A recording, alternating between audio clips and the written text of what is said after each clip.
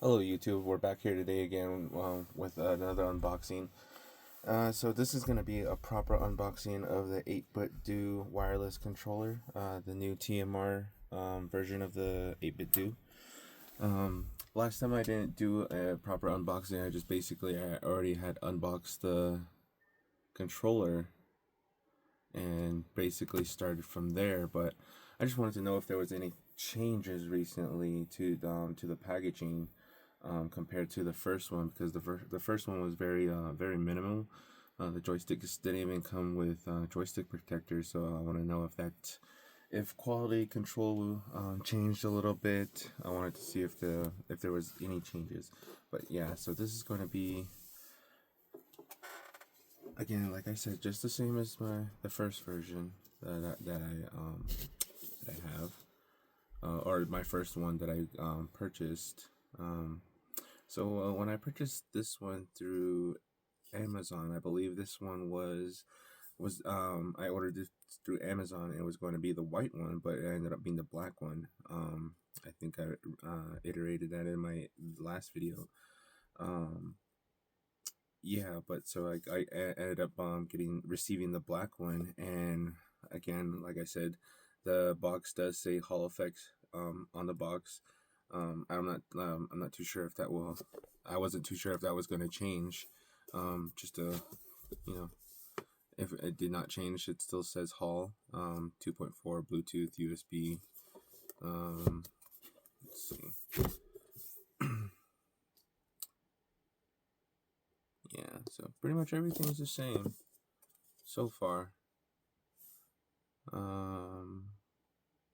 Yeah, I just noticed that there's a little extra barcode that gives the detail that this is the purple one, and on my, let's see, I believe it's on top. This one actually said the right label and name. This one actually says the TMR joysticks, but on this one I'm not seeing any extra barcodes that's telling me that this is a TMR joystick. But on Amazon's description it was labeled as TMR joystick, but we'll see.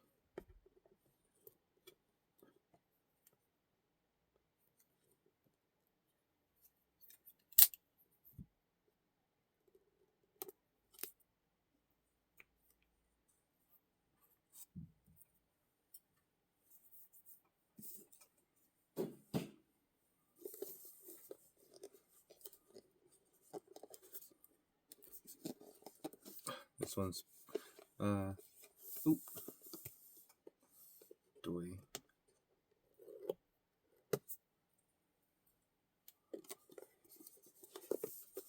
This one just came a little bit bent. My previous one didn't came undamaged. The box was pretty much in good condition, but this one just came slightly bent a little bit. But I'm pretty sure that didn't do anything to the integrity of the controller.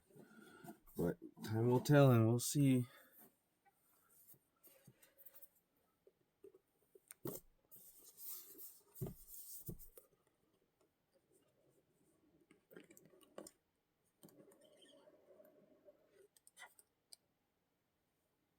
Oops, that came out backwards.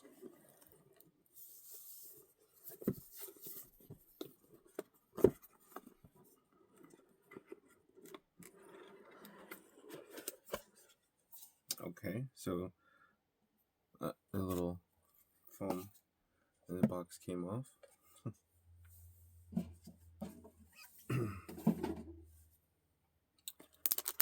So in this package of the Amazon package, just comes with little joysticks. But I believe I bought this when like I said, I bought this on Amazon, but on their little on the little bind from or purchase from, the little store icon, sometimes they'll give you like an actual 8BitDo, or the actual title or the label or name brand of the product. It'll like sold by Bose, so sold by GameSir, sold by basically their name brand, the actual product that you're actually buying. But when some other products that are selling the product on Amazon is like I believe if I'll go back, I believe this one was sold on Amazon by a company called Annex, and ANKES. I can't remember, but I'll like I said, I'll look it up again. But yeah, so but this one was sold by 8BitDo. Again, this one came with no joystick protectors, just as the first one that I bought.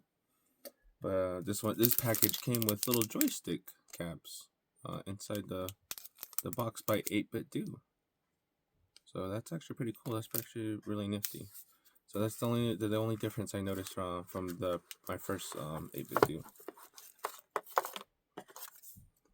So you get your charging dock, and this is like I said in my first video, this one just comes with a little QR code. Like I said, very minimal packaging. Right there, you get your cord, 8BitDo logo, and it's pretty box in the inside of the cardboard box is solid. It's staying inside the box. It's not coming out.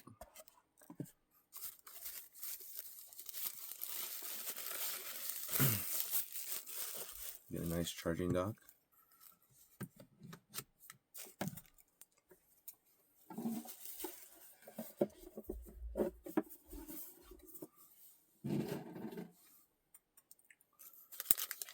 So you get a nice charging dock, just as the same as the first one. So as you can see, my first one, and the little LED bar on the bottom lights up as it's charging.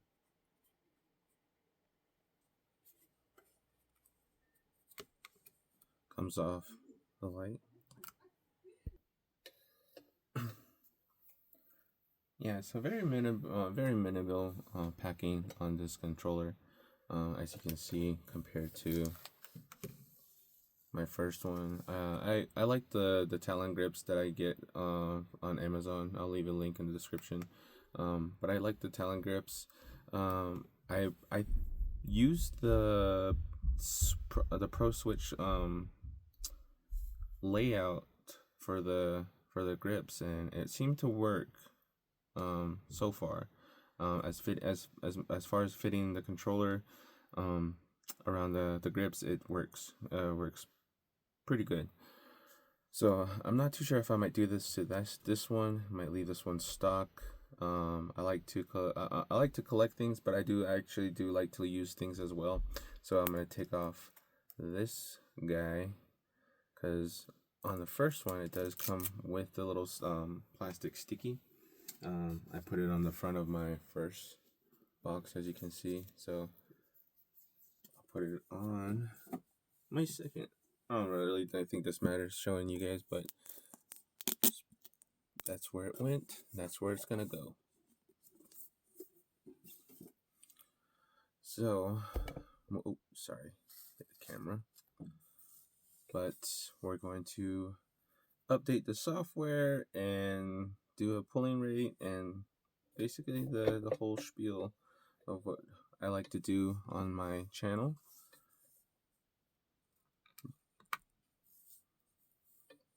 So let's see if we need to update the dongle or the controller first. And you'll find the in my first video, you'll find the information of how you get the software updates and what how to download it and stuff like that. But yep, like I said, I ordered the white one, the first one, but I ended up receiving the black one, but I don't regret it. I actually do prefer the black one instead. I only ordered the white one because that was the only one that was available on Amazon, but I got the black one, which was actually pretty cool. But I ordered the purple one, and it finally arrived. So, which is pretty cool. So I'm pretty excited about it.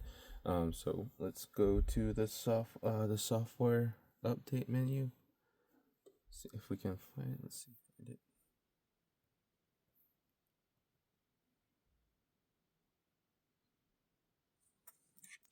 We're going to lift the controller off. We're going to update the dongle. Let's go to settings first.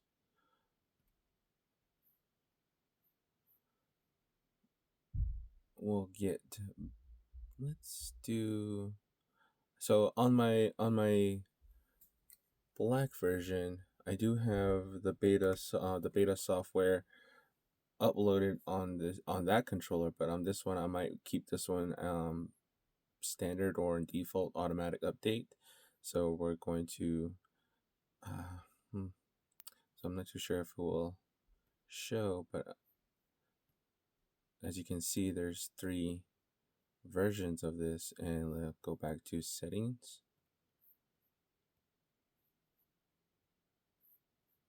Unclick beta, go to updates, and as you can see, there's 2 versions. But hell with it. We'll stick with the beta because if I'm pretty sure that's the newest software that they're working on, and I'm in the near future they'll update the software. So let's see if this will update.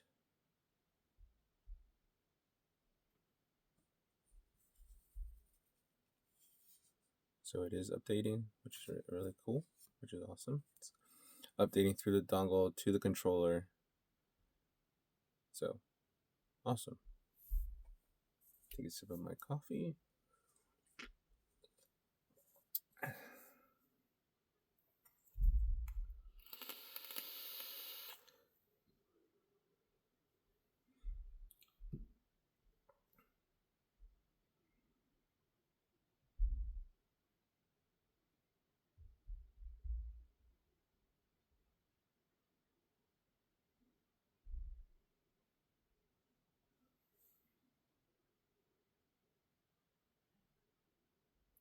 Okay, the controller turned off and the RGB turned off and the controller vibrated, so letting me know that the controller is updated.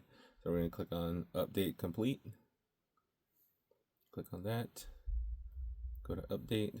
Click on the dongle. Update the software. So updating the software on the dongle. Again, the controller turned off and vibrated. So we're going to click on the update complete. So now I'm going to unplug the dongle on the charging stand. Controller turned off, so we're going to turn on the controller back on. RGB comes on, we're going to plug in the controller,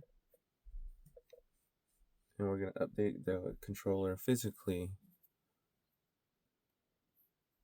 Let's see, updating.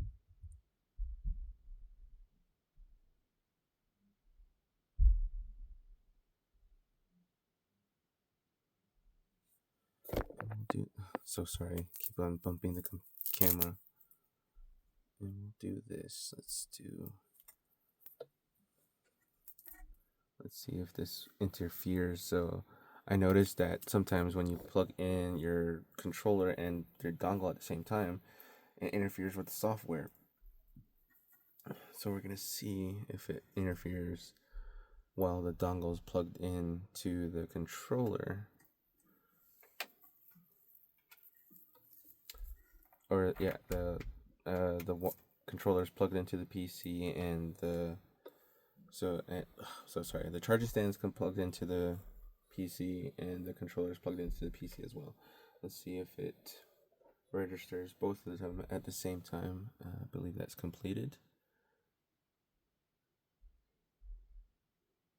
So controller is blinking and it's not shutting off, so we're gonna pick up the controller, unplug it. Controller is still blinking. Plug back into controller.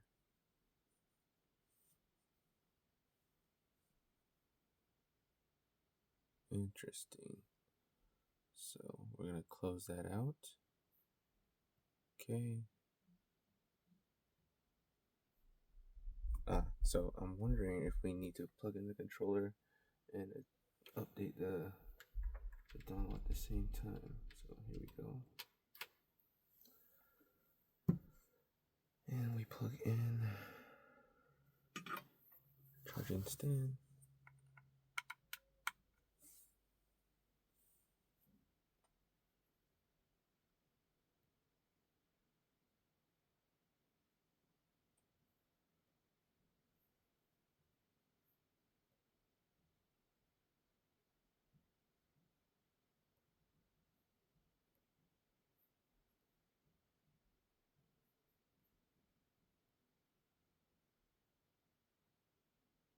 Okay, so both of them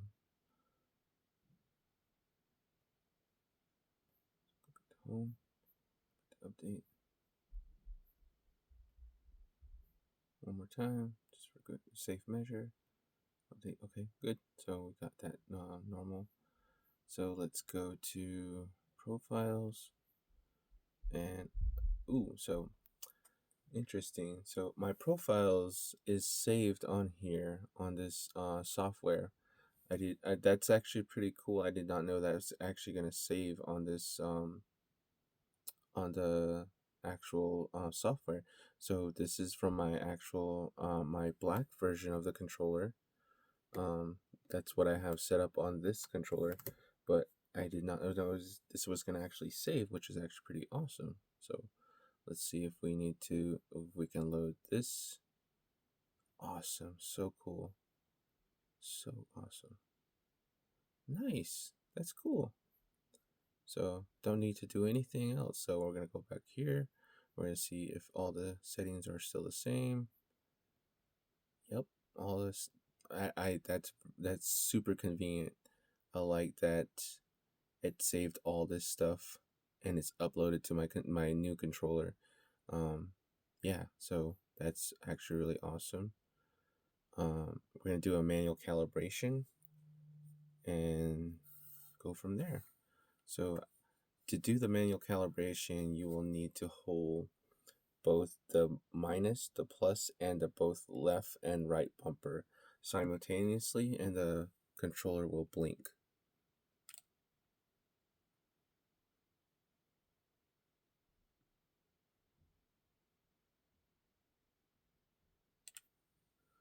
So this little LED indicator will flash, letting me know that the controller is in calibration mode. So the triggers are not in trigger lock. So we're actuating the trigger. 1, 2, 3, 1, 2, 3, and we're gonna twist the joysticks.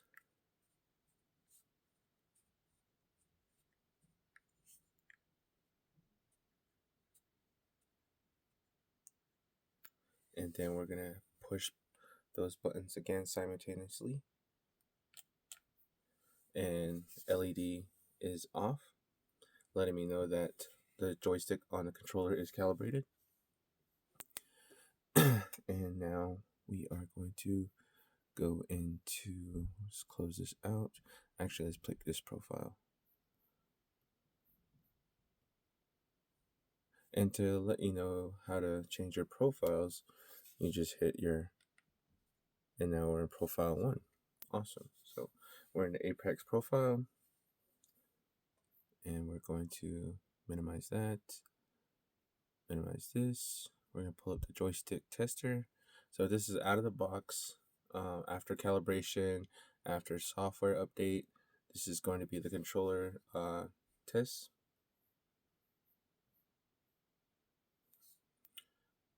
So very sensitive on the left.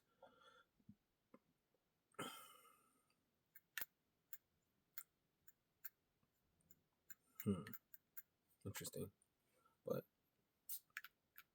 perfect resting value.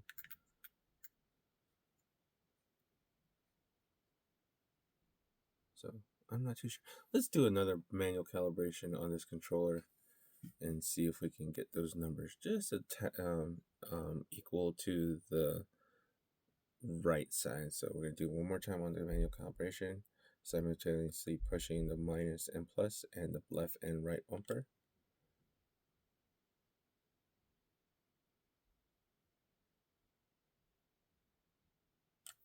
LED light is blinking again. So right trigger. 1, 2, 3, 1, 2, 3, 1, 2, 3, 1, 2, 3, and joysticks.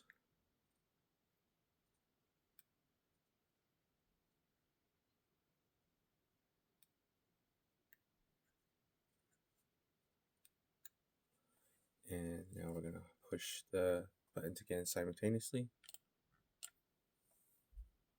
So we still have the same numbers. So let's see what we have on dead zone settings for this. So we go to this. Okay, so the dead zone is set to 0, so that's gonna super read pretty much raw input from on the controller analog, and this is set to 5. I set this dead zone to about 5. There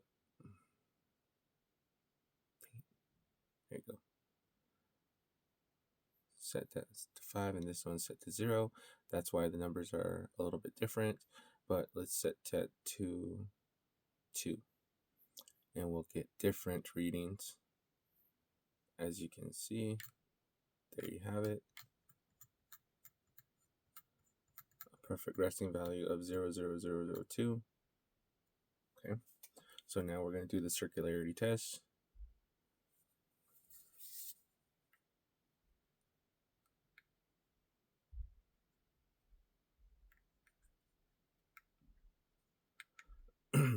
So I wanted to show this product that I've been using. I've been using this on my joysticks lately. This is going to be this. I've been using these on my joysticks lately. I don't know if you can get a good picture. Right there. So as you can see, there's like a slight sleeve, but that's going to be Teflon tape. I've been using Teflon tape just recently on my controllers. I do have two colors. I do have a copper brown and a kind of like a whitish color, a whitish tan color, and they have a friction value, a very low friction value against solid materials, so it gives it a more slick feeling. So even with this the anti-friction rings on the controllers, I do like that putting on the even if that they're metal joystick shafts against plastic, I feel like if there's a little bit of gunk or some type of debris that gets on the joystick on the friction rings, it will grab onto the metal, and you'll feel this grind. And when you notice that when your controller's off, the friction rings are glossy, have a glossy shine, and you'll notice that there's a little grind on the joysticks, and you'll take a little Q-tip and wipe off the Q-tips or the friction ring. But these friction Teflon tapes, I'll leave a link in the description down below again. Find these on Amazon. But for about $12, $12 on Amazon. I've been using them pretty on my controllers lately. So as you can see, it's like has a little pattern on the tape, and that's the Teflon itself. You can see the woven fibers on the inside on this tape, and it makes it super glide. You don't feel that at all. And the first controller I actually put it on was going to be my Xbox 360, my Xbox 360, my Xbox X series controller. So right now, as you can see, I have the friction the Teflon tape right now, and on these controllers, they don't come with anti-friction rings. It's just the joystick is rubbing on the shell itself. And if you notice that when you put your joystick to the wall, the joystick of the shaft of the joystick to the wall, you'll feel a certain kind of like a grind. You'll definitely feel that grind. But with this Teflon tape, man, you don't feel it. You don't feel that grind. All you feel is slick, and it doesn't put wear on the joystick itself. You don't see the wear on the joysticks, which is really nice. You get to preserve the life of your joystick. No wear and tear, no friction wearness on the joysticks. So that's the product I've been using lately. It's those Teflon anti-friction tape on the joystick.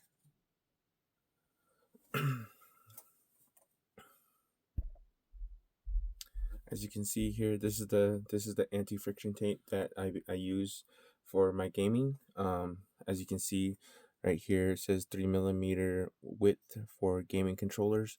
Um, it on the description it does say right here, Kings of Plastic Teflon. It's polymer compound formed by poly polymerized polymer polymerization of Teflor.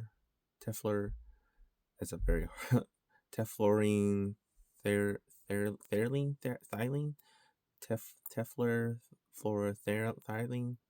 Pretty sure that's a scientific word for the Teflon material. Um, with a simple structure formula, yada yada yada. Man, sorry.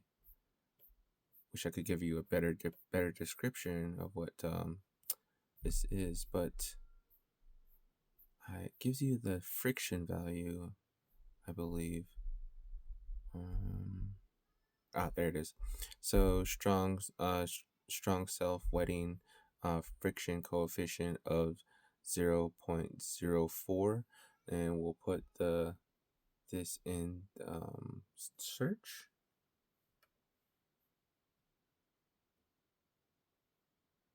Here you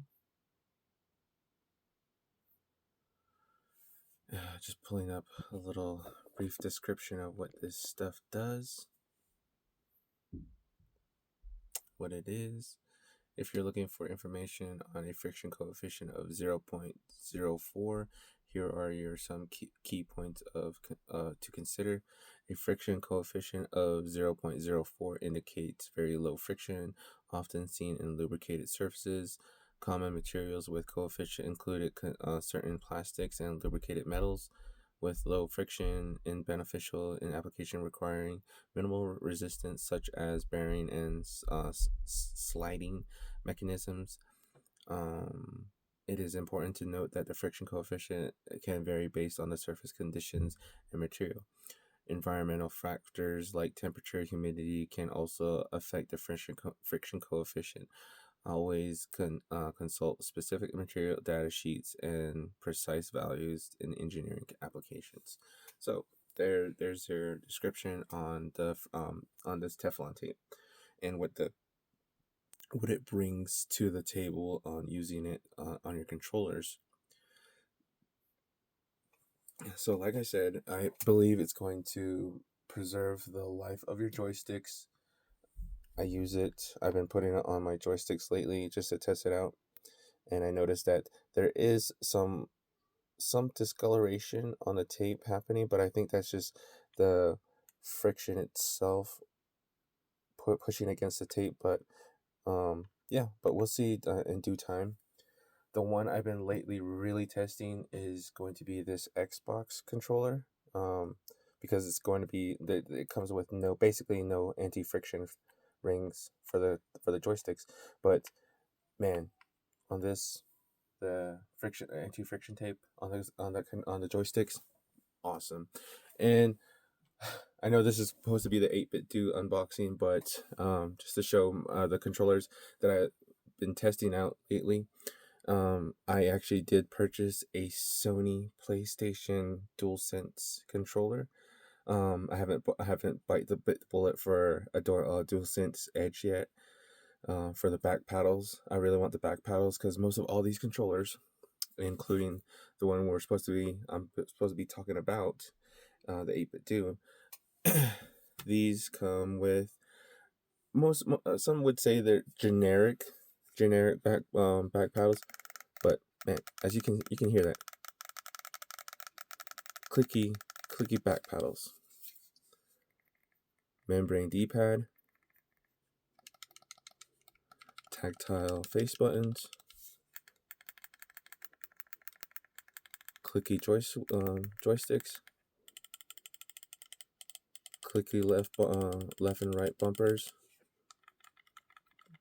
full analog swing of the triggers, and these controllers do come with trigger locks. So flip that, and here we go. So not like again on my first video, I wouldn't describe these as mechanical, but I would describe this as more of a tactile because you do hear audible clicks, but not clicky, not as super clicky as the Gamester trigger locks. So as you can see, trigger full analog swing of the trigger. Trigger lock on this is on the trigger itself, and those are mechanical switches. Mechanical switch. You can definitely tell on these D-pads or on the face button. The D-pad itself is mechanical as well, and the back is mechanical. On the 8BitDo, I would say those are mechanical, tactile, mechanical, and on the 8BitDo 2, it does come with the extra right and left bumpers on top, and we'll hear the audibles on these ones. Those are tactile or mechanical. Those are definitely mechanical. Mechanical mouse switches on the left, right bumper, the extra bumpers as well. Tactile triggers, tactile face buttons, membrane D-pad. So there, yeah. So again, like I said, I bit the bullet and bought one of these DualSense. I do like the ergonomics on the PlayStation controller. It does feel real natural. It actually feels super comfortable. So I'm actually pretty excited. I'm not too sure if I want to get the DualSense Edge. I'm actually been looking at the Nagashock's DualSense controllers that they sell on their website. It's $100, about almost $150 more than the DualSense Edge, but does come with mappable back buttons, and it has you can have your choice of up to 8, I believe, on each side of the back, 8 mappable buttons, and basically you can tune the whole controller, tactile, mechanical D-pad, mechanical face button, mechanical bumpers, mechanical triggers on their website. As you can see here on the Nagashock website, this is what they offer on their website. I just recently discovered these guys. I've been hovering this website lately. So they in-house their own joysticks. I believe these guys are engineers. They build their own joysticks. I'm pretty sure they outsource parts and put together their own joysticks and tune them to their own specifications. But they do offer PS5 controllers, so I'll just show you what they do offer. Some of these, they actually come with okay.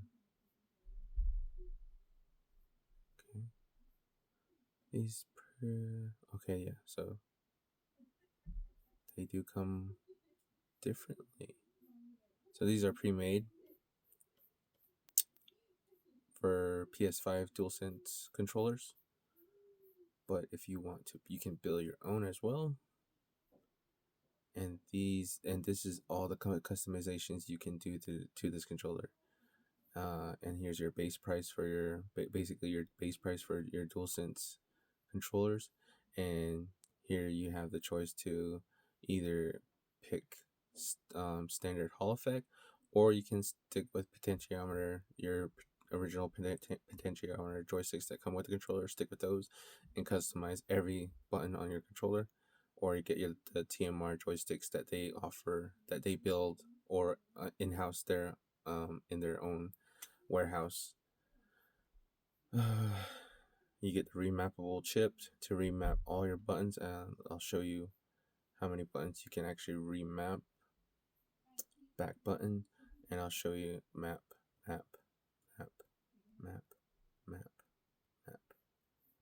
So as you can see, six back buttons that you can put in on your back of your controller, and 6 on the other side. So a total of 12 back button inputs, and you don't even have to use any of the face buttons in the front. You can map every single button to this, which would take away your trigger fingers, but using your two back fingers back here, and leaving these for your triggers, or your triggers, your bumpers, or just your basically your bumpers and triggers for your 2 index fingers, your middle fingers for your 3 for the back buttons, your back paddles. So yeah, so there you have it. From Nagashock. Like I said, I've been hovering on this controller lately. Pretty soon, look out for the video for this controller. As you can see, just putting back buttons alone makes the price go up to almost to a DualSense Edge controller. And that's just even with the potentiometer joysticks itself. That's not even upgrading to TMR joysticks, and upgrading to TMR joysticks puts the controller already up to $233, and that's not even with the remap chip included to remap your buttons, the capability of remapping your buttons. But there, $259, $259.99, basic to $260 plus shipping. That's pretty much going to bring it up probably $280, $270, right around there. But yeah, I've been hovering over this. So again, I've been using this Teflon tape. This is what it looks like, which I will be installing on this controller, on this new controller, and I already have them pretty much have them installed, not pre-installed, but I install them myself on my controllers, and I definitely say that makes a definite difference. And when I bought this controller, was using the joysticks without the Teflon tape. It does have nice anti-friction rings. The DualSense do come with replaceable anti-friction rings and replaceable shells, but with this Teflon tape, I would say I'm helping preserve the life, the wear and tear of the shaft itself, because it is plastic and not metal. So I'm helping me and helping myself preserve the life of my joystick. And I do have Talon grips. Again, I do like these Talon grips on this for these controllers. They're grippy, they're moist wicketing. Yeah, so I like them. And there you have it. This turned up maybe a long review, more than I expected it to be.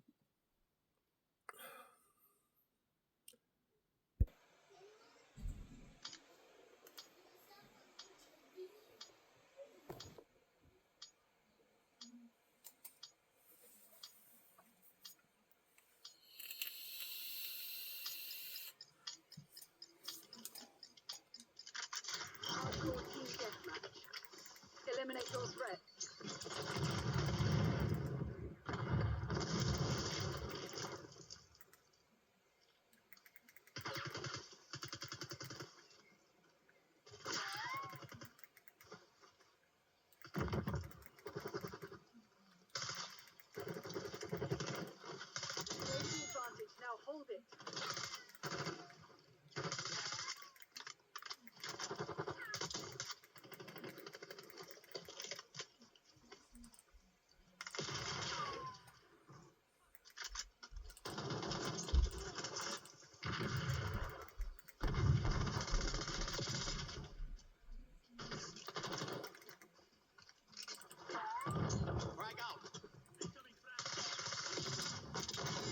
Yep.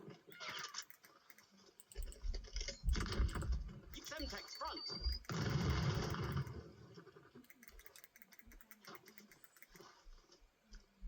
Hostile thermal. Jesus Christ.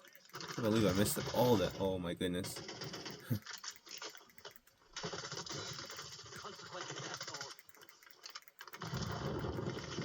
Oof. Come on, teammates, where are you?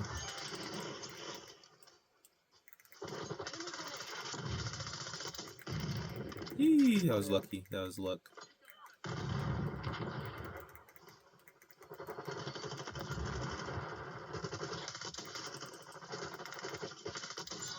Got you, you fuck.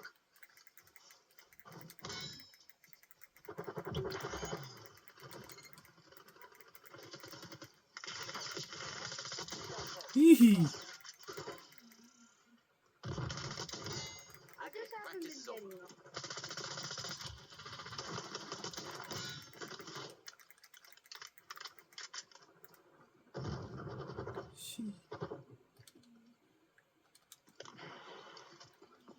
Oof, damn. I heard him coming. Concussion grenade out.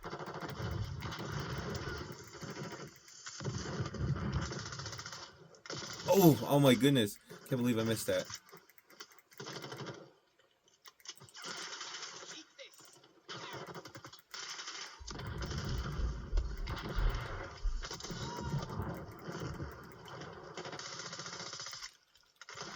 Oof, damn.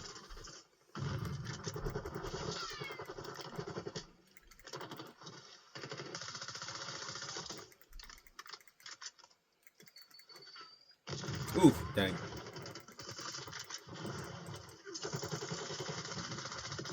No way. Throwing stun.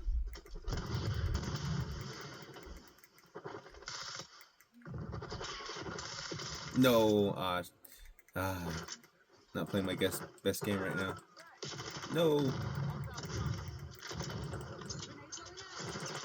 Semtex incoming. Ah. Dumbass. Throwing frag.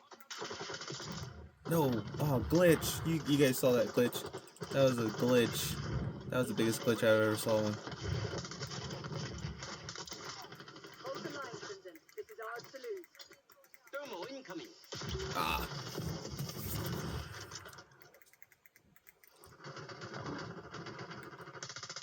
No.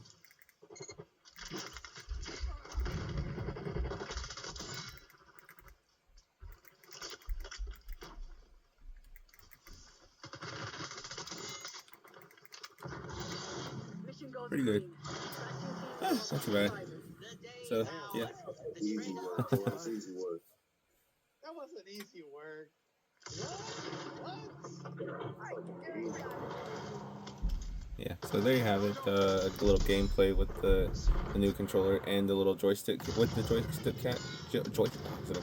joystick caps with the 8BitDo Ultimate 2 wireless controller. Lastly, what we have to do is a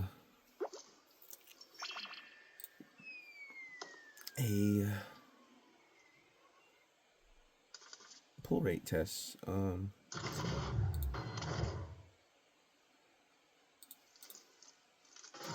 So this is going to be wired. So the majority of the time I do wired on my controllers to keep my wired controllers charged and to have the lowest latency. So we're gonna do let's do a 2,000 or $4,000 X input test, and we'll do the left joystick. And here we go.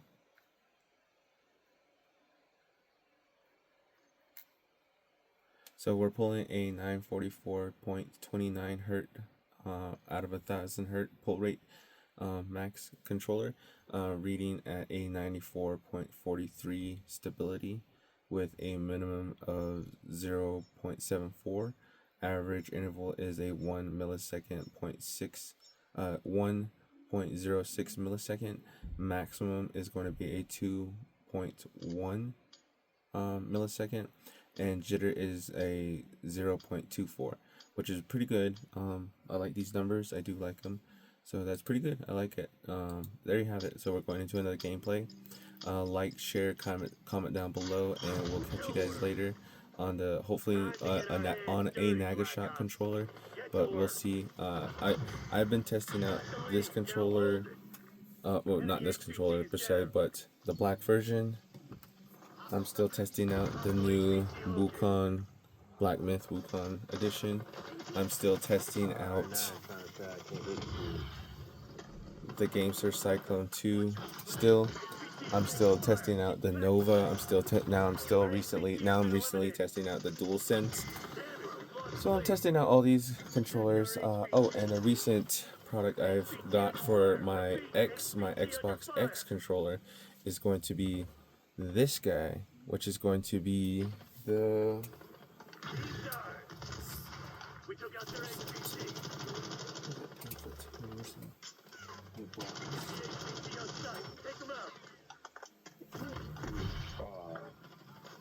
got a death wish? This is going to be. Well, looks like I was inactivity kicked. This is going to be the Armor X Pro. I've been testing out this as well. The features on this attachment for your controller gives you 4 back powder options for your controller and gyro, which is the center button, and you get to map any of your face buttons, your face inputs to any of your back paddles, these 4 back buttons back here. So, which is awesome, which makes this feel like the Xbox Elite or the Core series, which has, I believe they have gyro, I'm not too sure, but this with this Armor X Pro by Big Juan,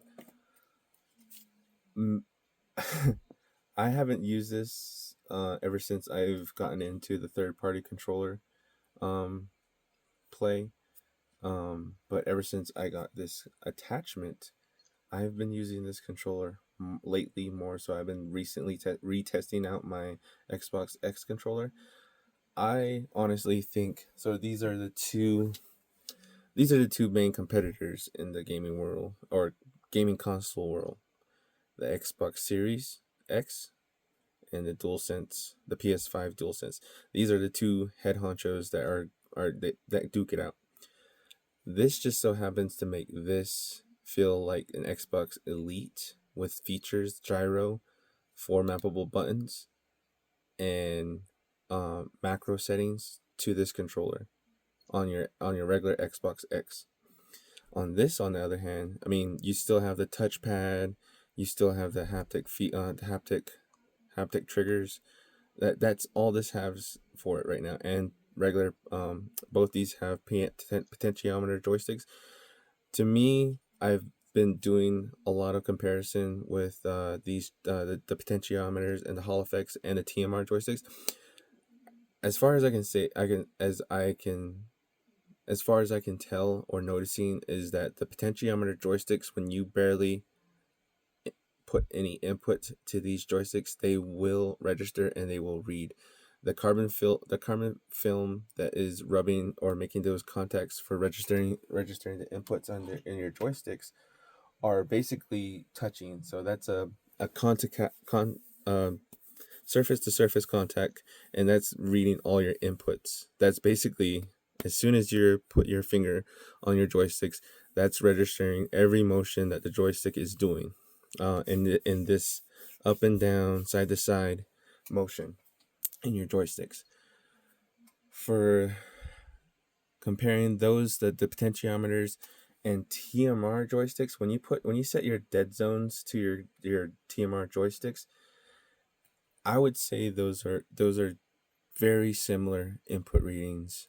They're very precise. The TMR joysticks are very precise in no dead zone settings. As soon as you put any pressure or any input registering on the joystick physically, it will register and read on the controller. When you do your little joypad tester, that's what I've noticed. from the potentiometers and the TMRs. Hall effects, they have us. I feel like they have a little bit of a delay. That's just me. But still very, very accurate, and no stick drift in Hall effect joysticks. TMR, I'm not too sure. They're very, very new to me. Hall effects, I've been using the Gamesters. The Gamesters, to me, I think the Gamesters are very good. I would say I would say something about the Gamester T7s.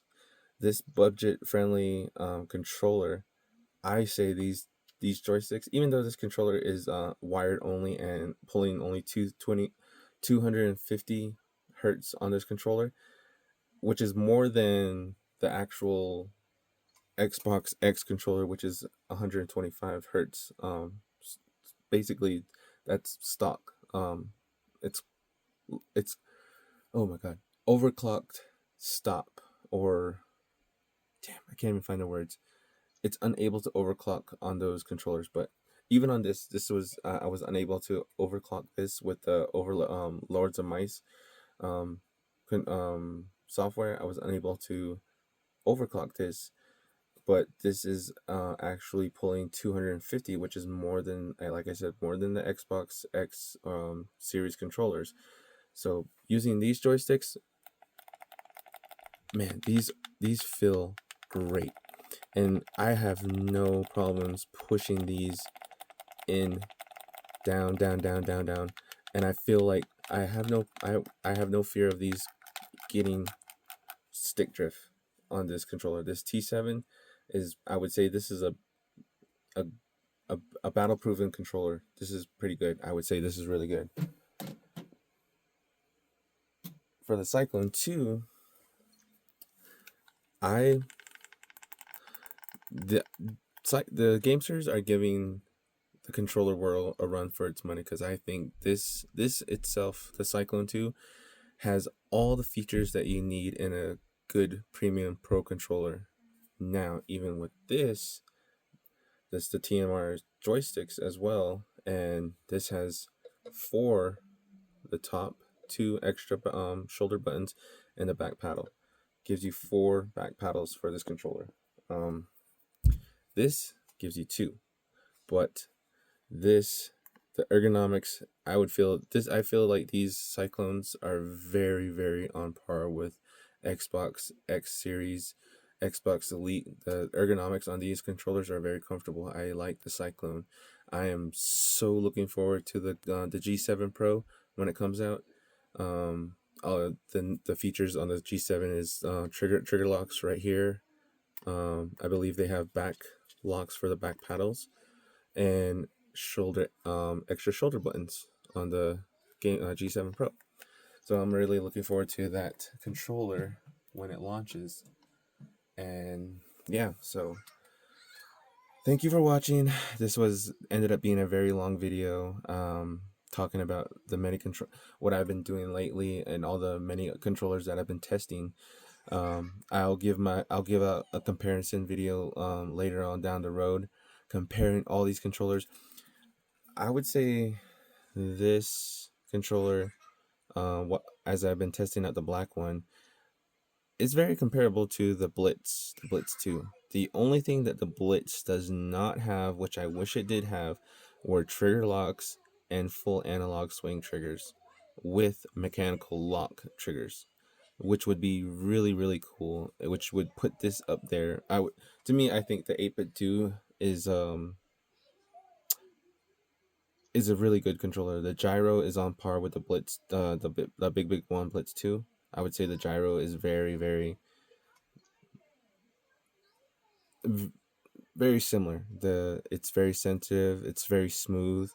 I would say that the 8BitDo, if they've been working with Switch technology, the Nintendo Switch technology, on compatibility with gyro motion controls, if they've been working mostly with those controllers and with that feature, I say they've been doing really well in the gyro motion, the 6-point axis, or the 6 input access motion for gyro features. I would say they're doing really good, as well as the like I said, the Big One Armor Pro on your Xbox X controller, and this has a 1300 milliamp battery, which basically makes this rechargeable, like your Xbox Elite controllers. You have your charging port down there, your USB C port, and it hooks up on top of your USB on your controller, and this basically turns this into a wireless charging. You're able to charge this controller. You don't have to use the battery compartment, which I already had replaced with these originally, which are rechargeable, and they do come with a rechargeable dock, which are the GameStop rechargeable packs for your Xbox X controllers. But when I purchased this Armor X by Big One, 1300 milliamp battery, as I've used this up to about 6 hours of gameplay and had about maybe 60 to 50% left of battery charge, which was pretty good out of 6 hours. This makes your controller, and it gives you very good mechanical buttons. You hear that? Mechanical buttons. Wow, I like that. I do like the D-pads on the Xbox. The bumpers, I do like the bumpers. The analog triggers, you get used to because the GameSir G7, the G7 SEs come with full analog swing triggers. They don't come with trigger locks. They come with the hair trigger software, which all GameSir controllers do have. Is the GameSir software is the hair trigger modes, which is pretty good. But now that they're coming with trigger locks, gives them a whole gives the big name companies a run for their money, I would say. But for my answer on all the people that are asking, like, why don't these big name companies put out Hall effect features like Sony DualSense controllers? Why don't they have Hall effect sticks, or the Xbox X, or any of the Xbox controllers, or the PS controllers, or the Sony controllers have Hall effect sticks?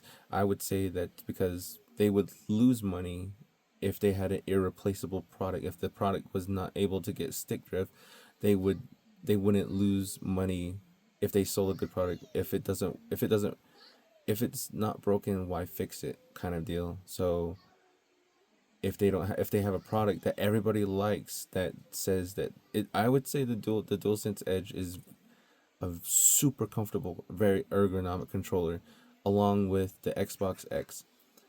But if you're taking if you're giving third party controllers better features than the main companies, like your Xbox Series S or X controllers, and your your third party Chinesium cheap budget controllers, this is 75 to about, I would say, $75. This is $60. And you get so many features. You get Hall effect TMR joysticks. You get mechanical mechanical buttons. You get trigger locks. You get mechanical trigger locks. Nice, I like that. You still get full analog swings on your triggers. But yeah, you would lose so much money overselling a very good product, and that, to me, that's what the reason why they are not selling Hall effect or TMRs in Microsoft products or Sony products for controllers. That's my best guess. That's my best answer. You can state your opinion down in the comments below, but that's my opinion, and I'm going with it. I'm sticking with it. That, yeah, big name companies would lose money if they gave the people an irreplaceable, non-stick drift product from day one, literally. But the only thing that they would have to do is redesign the controller, give it more features, and up the price again on the controller. But that's why we have the Elite and the DualSense Edge controllers. But even the other third-party controllers feel like they have better features. But you know, it's tomato. It's all nitpick here, but I do like me third-party controllers. To me, I feel like the mainstream companies could take some notes off these third-party controllers, but like even the Pro Switch controller, which almost this is based off the layout is based off is the Nintendo Pro Switch controller, the layout of the controller, the design, the all shaped design of the controller is based off the Nintendo Pro Switch. This has more features than the Pro Switch, and this itself, the TMR controller, is going to have and has more features than the new Nintendo Switch controller.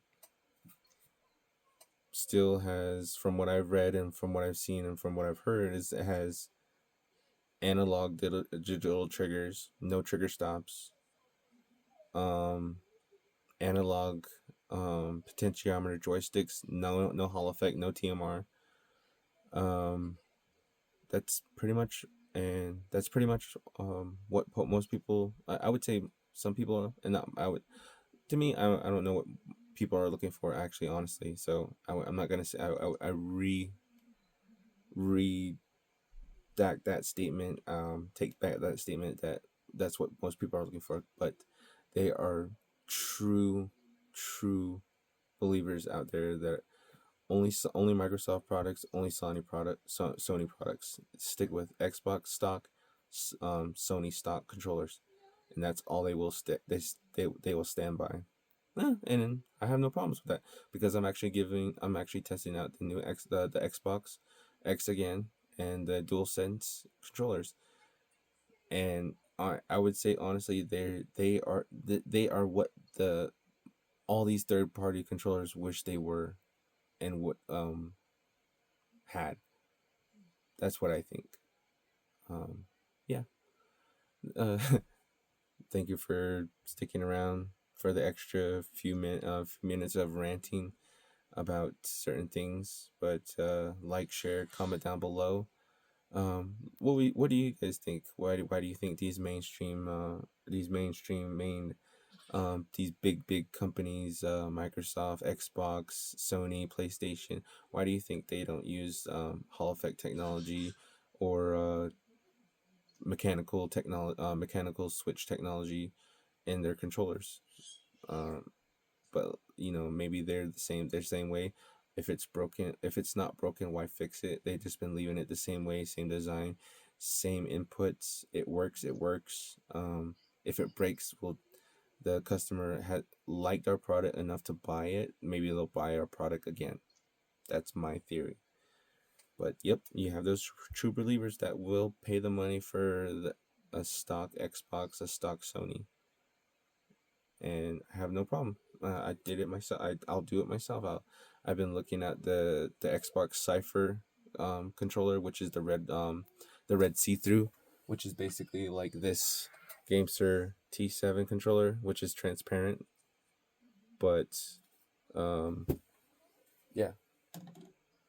And if I get that controller, I will definitely be getting the Armor X Pro and put that on that controller, and that will be my one of my go-tos for my console plays.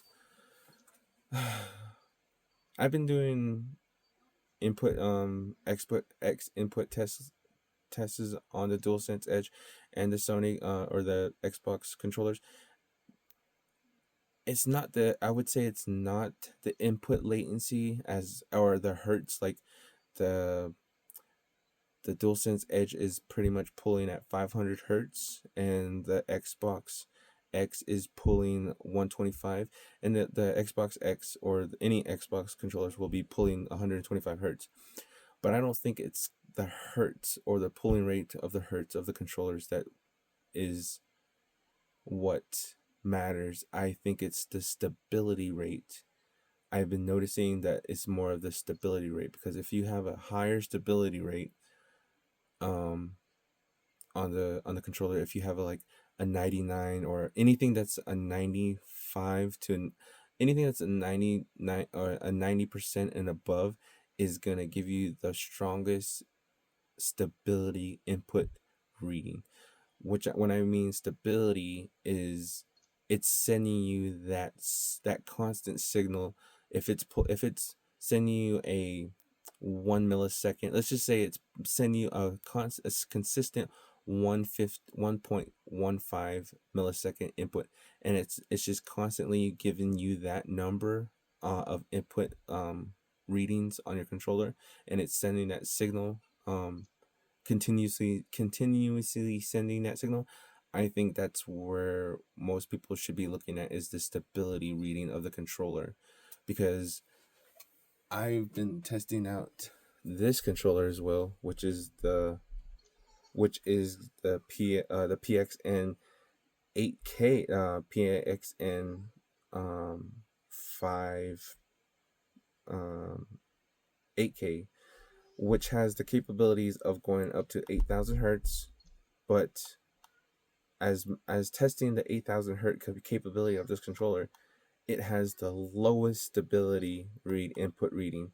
This has almost of 60 to about 54 stability, which is, to me, it's not the most consistent, and it has the most input outliers on this controller. I all the features that it said on the box sounded good, but as far as I can tell, this isn't too much to brag or gripe about. This controller, it's nice. I've noticed that it's really based off almost the Fly Digi layout on the back.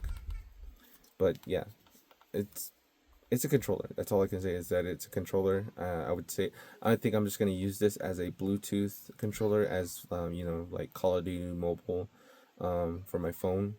But that's all this. I would say that's all this is good for, because it has the lowest stability, has the highest reading out of all my controllers, but has the lowest stability, the poorest stability. It has the I would say it's sending the weakest signal from the controller to the PC or console. And I would say that's where I noticed that it has a certain jitter or lag, and I'll see my player glitch on a move with that controller. But this 8BitDo has a 90% and above stability reading. The GameSir, all my GameSir controllers are giving me a 90 and above stability reading, which is the most consistent stability, with the less input latency. To me, that's what I. If you have a 125 hertz controller, which is your Xbox, and it's giving you the high stability, that's basically giving you a 7 millisecond input latency, but consistently giving you that 7 millisecond, not 8, not 9, not 5, not 4, a 7. That's giving you a consistent 7 millisecond input, which is very, very unnoticeable when you actually play it on its native console using Xbox to Xbox consoles. You have the lowest input latency. And when you go from an Xbox controller to PC, to me, I think it's the Microsoft software. It's all Microsoft itself. Microsoft chip, Microsoft joystick, Microsoft buttons, everything. The technology that the Xbox controller is all Microsoft.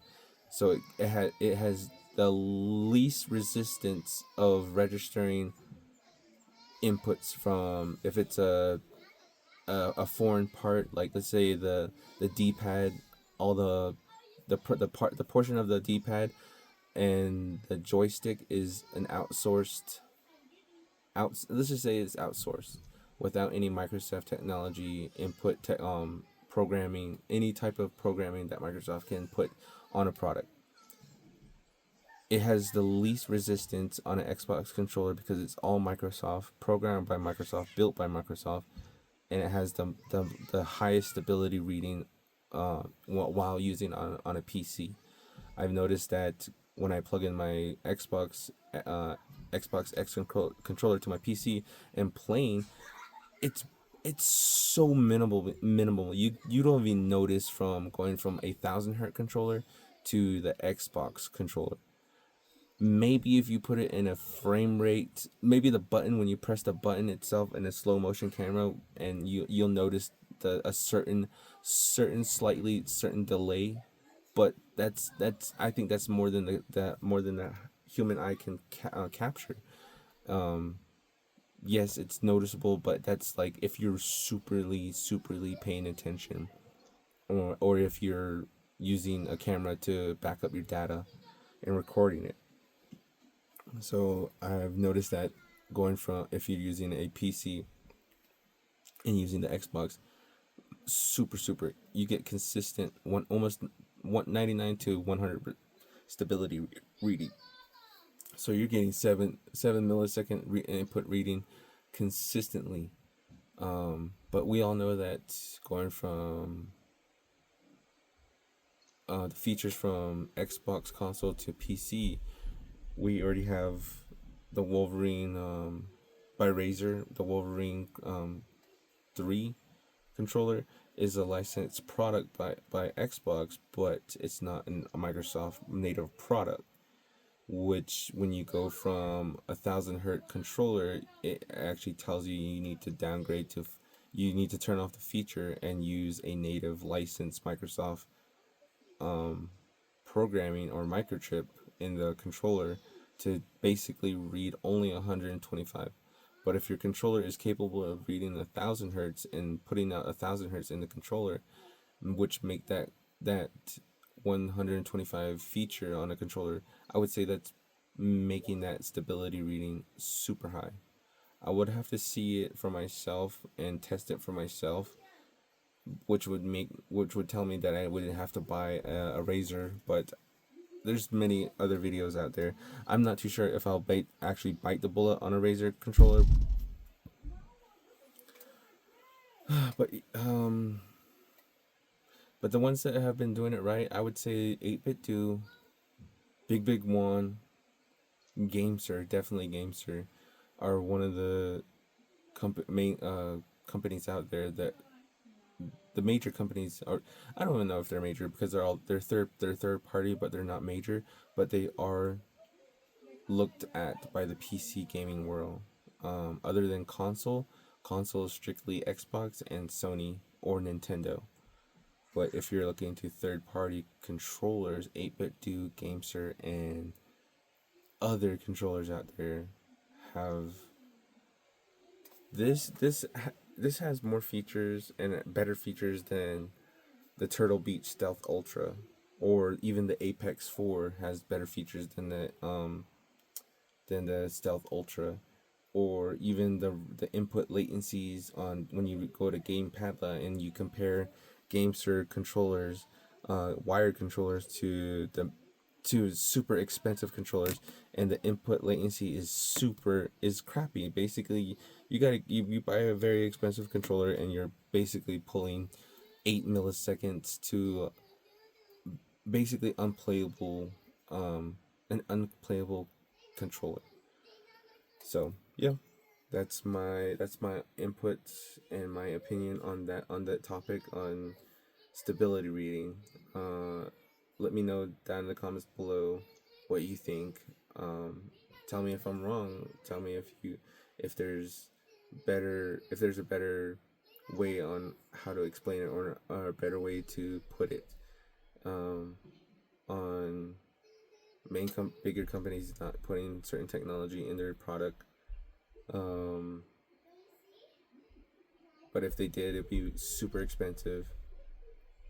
But people would buy it. I would think people would buy it because it would be super something new from Xbox and Sony if they did put out certain technology, and it made the controller s- s- like better, super, like just much better, just much better. And I bought an Sony. I have an Xbox controller. I have an Xbox console. As you can see right over here is in my Xbox. I don't have a PlayStation.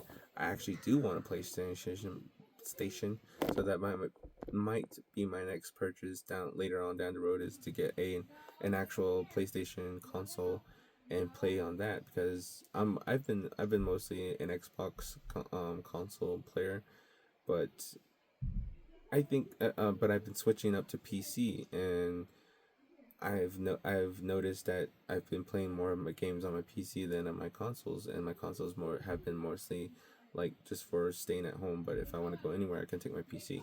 But yep, that's nothing new from every gamer out there that goes from console to PC or PC to console, or if they own both.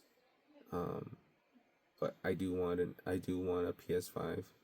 Um, so that's near in the near future.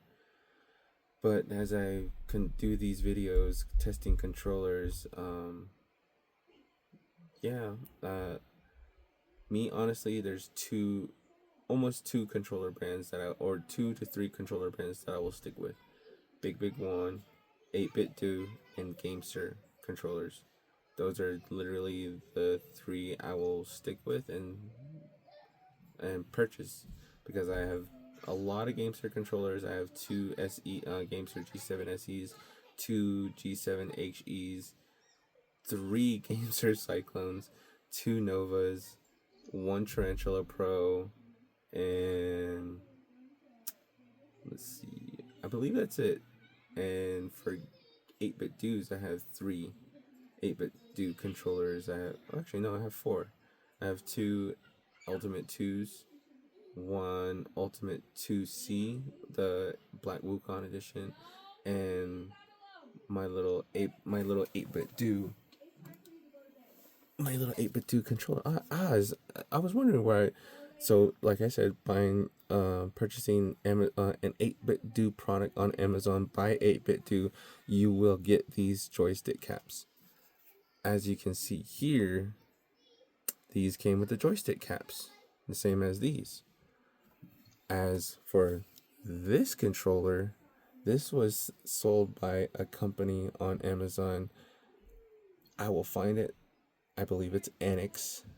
I believe it's the name of the company is Annex, and they were selling these 8-bit do TMR controllers, and that's the only store that were selling it on Amazon at the time when I saw these controllers, and I purchased it. And as you can see, they do not come with the joystick caps.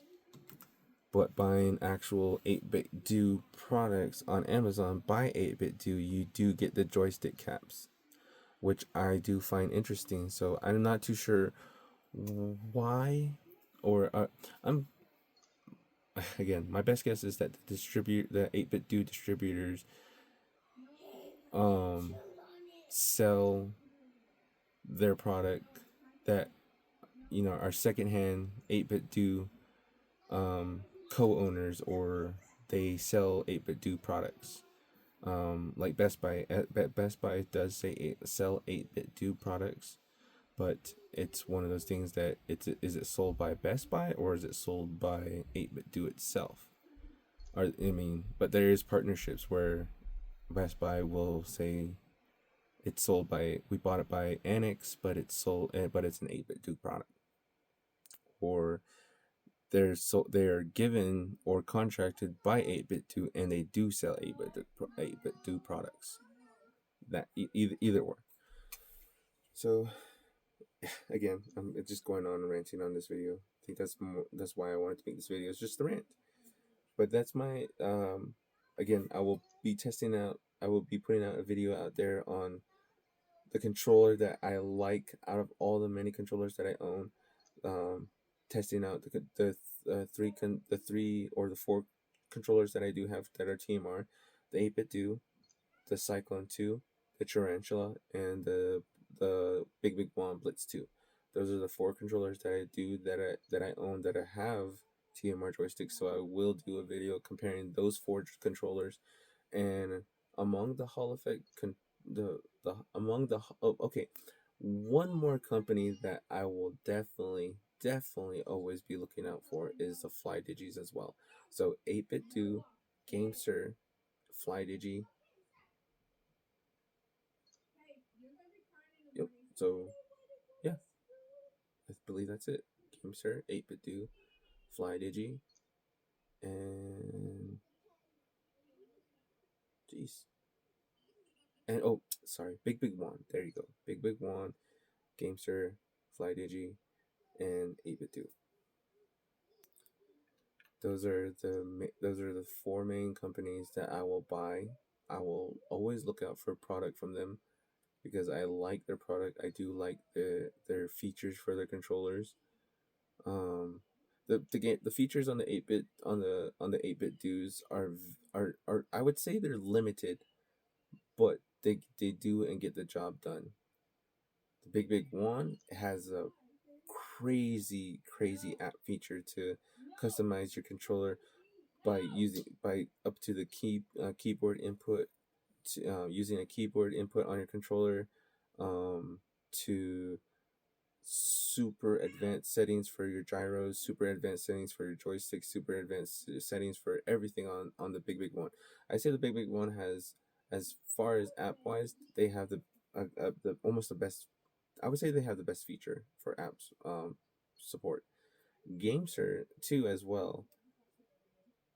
Comparing the Nova, the Cyclone, and the Tarantula, when I purchased Tarantula, the Tarantula had some very awesome features. Besides not having a profile, then the Cyclone 2 came out, has three profiles that you can choose from and switch from on the go. Super mappable buttons. I would say, as far as the controllers that I have, the GameSir Cyclone 2 has been and almost has been not almost has been my main controller, my go-to controller lately has been the Cyclone 2. I've been using that controller ever since I bought it. I own three of them. I'm one of those guys that, if I'm a contingent person, if it breaks, I have another one on standby, and the one that broke has warranty coverage, so I can send the old broken one, get it replaced, and still have another one on standby, ready to go. So I'm one of those guys that is a contingent buyer. I like to have two of each, or even if I can get three is even better. Um, but yeah, so I'm one of those guys. So this is my second 8BitDo controller. I have three GameSir Cyclones. I would say, out of all the controllers, that is probably has to be my favorite controller is the Cyclone, right along the Vader 4 Pro and the Apex 4 Pros. The Fly Digis are, I would say the Fly Digi controllers are top notch controllers. As far as PC gaming controllers, the Fly Digis have the best features, besides most of the people that complain about the 4 button layout. But if you don't like the button layout, don't get the button layout. If you are getting it because you want a certain button layout, then get it. But me, it's if you train yourself to play, if you can go for, if I I'm old school. If you go from regular game gripping game gripping to claw gripping and using precise movements and doing all that stuff, I'm sure you can get used and or reorient your hands to using back paddles in awkward positions.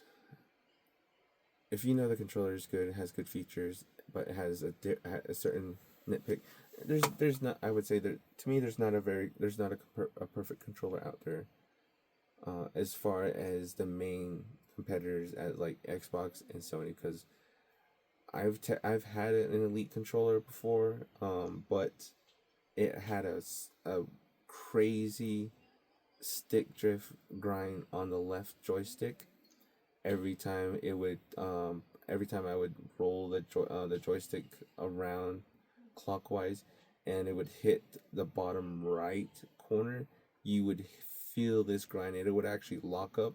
And if you, once you break that grind, and it would shoot your joystick, and you would just see that you're aiming, your crosshairs just jump across the screen towards hitting left really hard.